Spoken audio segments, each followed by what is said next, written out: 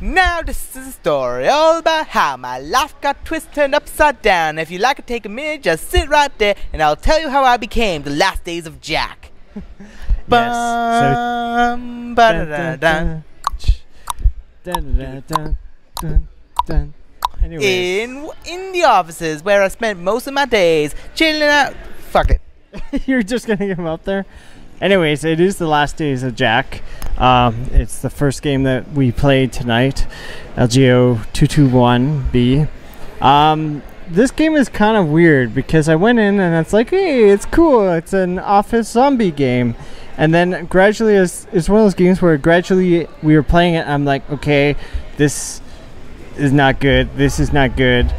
So I started realizing, okay, all these things that like turn me off from this game. I don't know. What's your point of view, and then I'll go into it. It's a really fun, clumsy third-person action game where zombies are attacking you, and you have to throw shit at zombies and use any item you can grab because you can't use your fists. Any item you can grab to smash the zombies. Yeah, I mean, there's office items, obviously tons of laptops, tons of chairs, a fire extinguisher here and there, but mostly it's chairs. I mean, every once in a while you find a metal bar and it's like, woo, the only metal bar in the whole building, it feels like. Or I don't know, what were those gray things, like shards of glass? I couldn't tell. Probably. That's like what shards or whatever. Yeah, and they break really easily. But what I thought about this game was like, the setup is cool. You know, you're in an office, the zombies break out, everyone dies except for you, essentially. Steve Jobs gets murdered by a zombie. Some smoker on the roof gets killed, and you take up his lighter, and you're like, the game has a pretty decent plot. Basically, some special employees, aka zombies, began to break out and attack everyone, and you get locked down. Because the agency is like, yeah, we gotta quarantine you assholes. Yeah, but the thing about this game is I found, like, when you're moving around, the camera's kind of drunk. The camera's crunked. And you're moving, and it feels like the camera's like, oh, fine, I'll follow you along. Rather reluctantly. And it's like, it makes it really hard to follow. And, like, what happens is because the camera's drunk and it's following along, like, oh, I guess get to you eventually. You walk into a zombie, and it's sort of like zombie pinball from that point, because like you walk into one zombie. You have to try and break out of the zombie's hold. Yeah, so one zombie's either trying to eat you or give you a really nice hug, and then another zombie is just getting jelly. Up. Yeah, lining up for the second round of hugs. So like it stops being a zombie survival game and more like that scene from Airplane. Yeah, but it's sort of like zombie hug simulator. But at least your health regenerates. Otherwise, this game would be extremely difficult. Your health regenerates slowly, and you can regenerate health by picking up cans of Coke. I think it regenerates oh, okay. Well, when you walk around, it seems like if you walk around for a bit, that's what regenerates faster. It regenerates slowly, but you can regenerate. That's what I've observed. Yeah. What I found about this game is, like, the excitement is at its apex at the very start of the game before all hell breaks loose, and then once you start playing, like, the camera can't follow you around properly. It sort of like shakes around drunkenly is the only way I can describe it. So it's sort of hard to keep focused on what's going on, your character, and also who's attacking your character. So from there, like, you feel like you've done everything in the first 5 or 10 minutes. That's how I felt. Yeah. Like, the graphics are kind of this weird, like, muddy brown Play-Doh. Yeah, I wasn't sure what the fuck was up with that. Yeah, and even our next game, Passepartout, is that how you pronounce it? It's a French word. Passepartout. Passepartout, there we go. It's like Passepartout. Even that has that plastine look, but, like, it's a colorful plastine. This is like shades more like of brown. Muddy downers. Keep it all brown. Yeah, this is like in the. Keep it brown or get out of town. Realistic is brown, you know. Yeah, Make this is like the 80s where everything was brown. No, this is the 20. This is like the 2000s where everything is brown. No, in the 80s was where everything was brown. That was the style. That's what I'm referring to. Yeah. So everything. Well, from what like I see, your fridge had to be brown.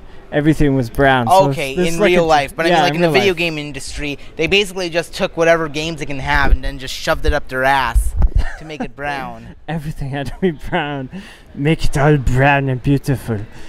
But I feel like this game, if you just judge it by like the banner, man, this is the best game ever. But once you play it, it's like there's more colors in the banner than it feels like there's in the whole game when you're playing it. Like, yeah, everything's a shade of brown. And you like the entire game does kind of fall flat. It's like you kind of wander aimlessly around trying to find the next objective to find. Yeah. Because you can take out a ton of zombies and like there's a lot of gore, which is cool for like the 2 seconds, and then after that it's like, oh, the rest of the game we're back to the real part of the game, which is to like run around everywhere not knowing what you're doing and fighting zombies. Yeah. So like here's the gameplay process of this game. So we're going around killing zombies. Actually, before that, I was told that someone was on the rooftop smoking a cigarette. So, after a lot of stuff, I was told to go down to the basement. The basement had this asshole who punched me in the face and refused to let me in the secret computer room, which would make me win the game.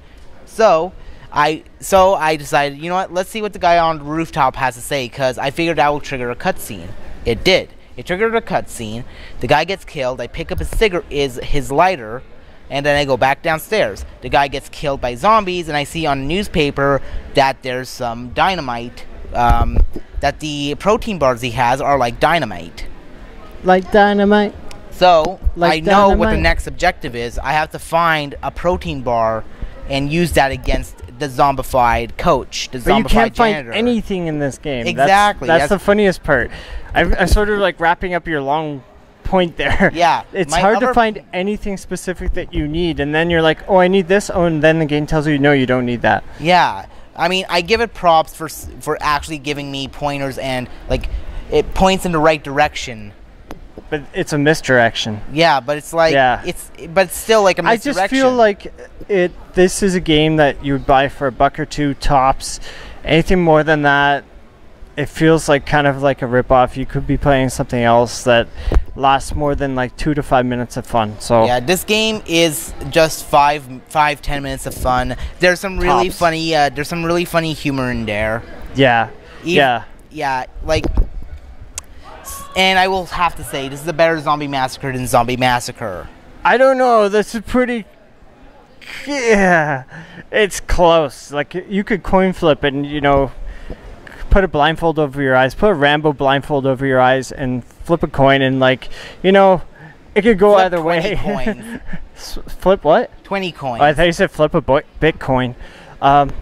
Yeah, I can't recommend this game personally. I don't know how you feel, but it feels like I'm not really particular about it. If you like push me to a wall and just shout at me, if I recommend, chewing on your neck like a zombie. Yeah, I'd say no. Don't buy this game. You'd be pressured. Go buy like Left 4 Dead. Go buy Vermintide. Go buy, you know, The Walking Dead. They are better zombie games than this game. I just feel like there's better action games than this, and like, it's a shame, but I feel like there's just too many issues with this game to recommend it for money. The only way I can tell you to buy this game is if you decide on a whim, when it's on sale for $1, to buy it because it's funny.